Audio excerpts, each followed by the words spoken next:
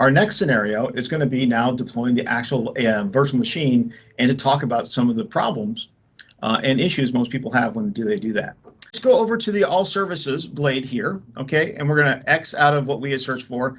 And when we're here at this all services blade, you're going to see virtual machines. That's our next scenario. Now we're going to create an actual virtual machine. So what I want you to do is click on this virtual machine, okay? Now we're going to add it to this one, okay? We're going to add a virtual machine.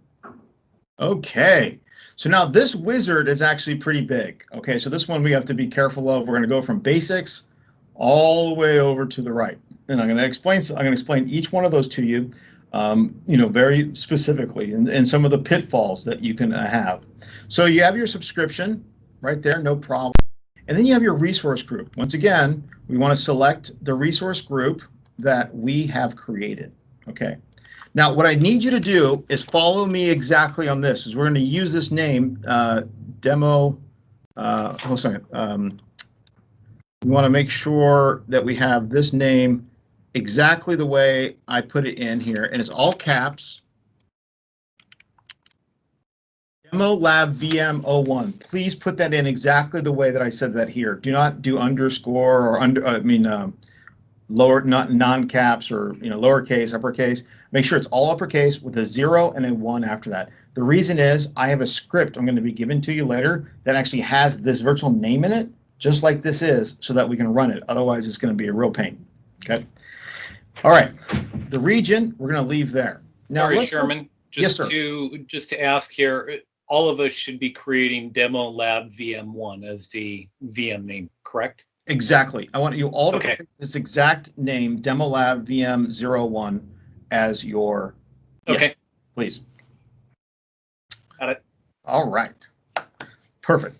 Now the region. Okay, we talked about the region already, right? But now this says availability options is our next one, right? Well, we created an availability set, so we want to say, yeah, we want to put this virtual machine inside of this availability set. So we click that button, right? We click that, and it says, well, what do you have, a zone or a set? Well, we got a set, okay? So we're going to click set, right? And then it's going to ask you which one. Well, you already created one, so it's very simple. I'm just going to put in there, I'm going to select Demo Lab AVA set 1 that I created. Awesome. Okay, cool. So now, when you've completed that, let's talk about the image. So a lot of folks don't know this, but Microsoft, 52% of all virtual machines are Linux-based. Kind of cool, right? It's kind of interesting. I thought it was like 90-10, like, the other way, but it's not. And it's because Microsoft is really open to any type of developer to create any type of virtual machine, right? So in here, what we're going to do here is we're going to actually go ahead and select Windows Server 2019 Data Center. Okay, so select that generation 1. Okay. Now let me explain something over here. This is called Azure Spot Instance. You may not know about this, but if you're doing any type of test dev of an application that you're going to spin up and rip down, spin up and rip down, spin up and rip down, you use Azure Spot Instance, because basically what it is, it's resources that haven't been used by Microsoft. So there's no SLA, but it's a lot cheaper, like 40% cheaper. Really, really good just to spin test dev. We're going to leave it at no. Okay.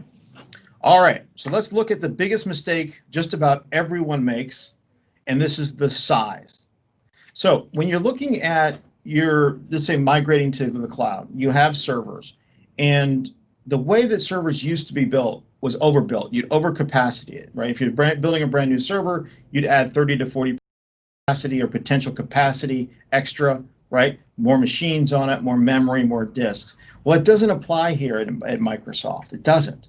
And you got to really figure out what you're going to do. So our guidance to everyone is always start small first. But let's explore this just a little bit so I can show you what I mean by this. Click that little button that says select size. And actually, let me go back. I'm right underneath the size. There's a little icon that says select size. I want you to click on that so I can show you. So for today's lab, we're going to be doing D4S V3, okay? However, look down here, okay? There's ones, for example, if you have high memory needs for a virtual machine, you go here. And when you click down here, this downward chevron, it's going to show you machines that are memory optimized. Look at the gigs of RAM that even start with those machines, right? Maximum IOPS per second, the data disk that comes with it. Wow. Now, I can tell you right now, somebody selects that and doesn't need that, they're going to end up with a bill that's 10 times what they thought the cost was. And this is what's so important. And this is what the mistake that's made for most people is they just go ahead and select something they thought, oh, this just needs to be overbuilt, or this is the way it was built.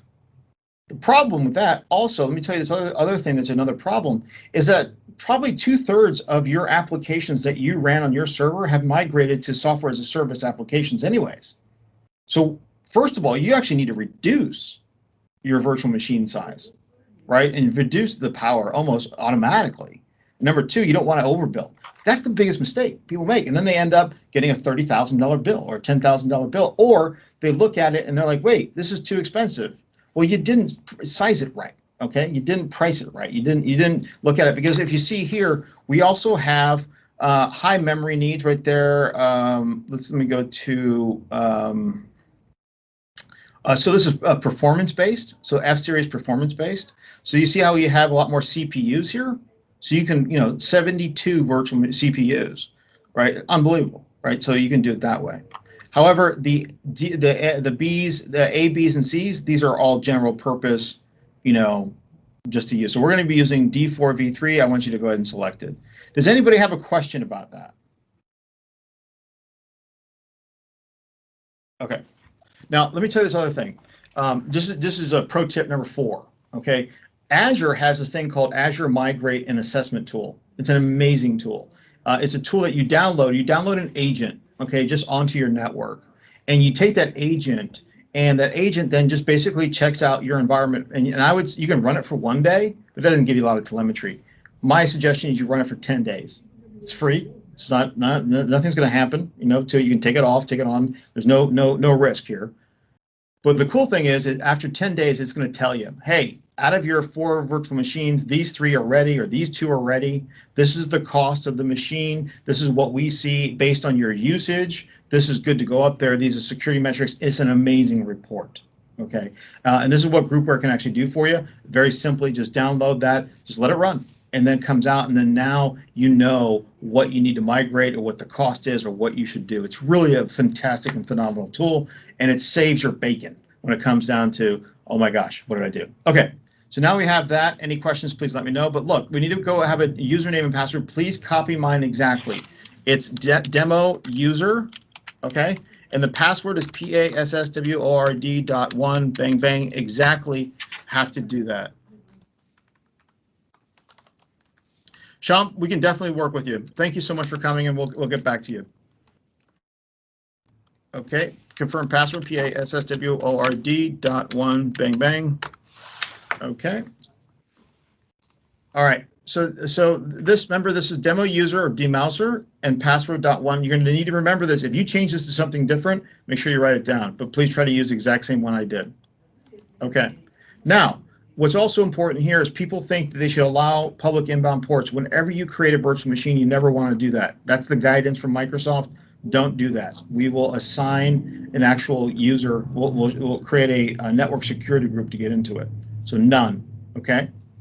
And then there's a hybrid benefit. A lot of folks don't know this. If you have an old server license and you have software assurance, instead of buying the new license, just go through Azure, deploy a virtual machine, tell them that you have the license, and the beauty of it is you get the machine at 40% reduced cost, but then you also can download a brand new copy on-prem, right? Get a brand new copy of it, the 2019, and it doesn't cost you anything.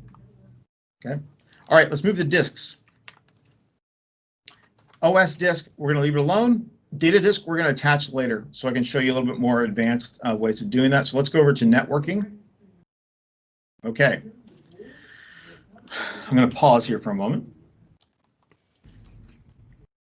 Sherman, right. I just want to make sure that we got the right disk size. Rosa had a question, and I did shoot her the name. I just want to make sure she got that. Well, she was asking more about the assessment tool. Oh, gotcha. I sent some info, but Sherman, if you want to just, what's the name of that assessment tool? I don't even have that. Yeah, no, it's Azure Migrate. So that's the, and I'll show it to you a little bit, maybe towards the end of this, we can I can go back to it. But that's, it says Azure Migrate. It starts with Migrate, but you're not migrating. But inside of the Migrate instance, there's a thing called the Server Assessment Tool. It's beautiful. You put one of those together, you download the agent, it sits in your virtual machines. Search on your server that has your virtual machines. So your server can have 5, 10, 15, 100 different VMs, right? The cool thing about this assessment tool is you can measure 1 up to 100. It doesn't mean you just select which ones that you want to actually look at. And once again, Groupware can do that for you, free of charge, to at least get that agent on, just to see. I mean, I think that's the first step you do anytime is take a look and see, because you don't want to buy something that's really too expensive. And we can contact you afterwards and help you with that if you want any more explanation. But I'm happy to walk you through it. So virtual network here, we know our virtual network is there, right? Our subnet, remember our subnet should automatically be pre-populated.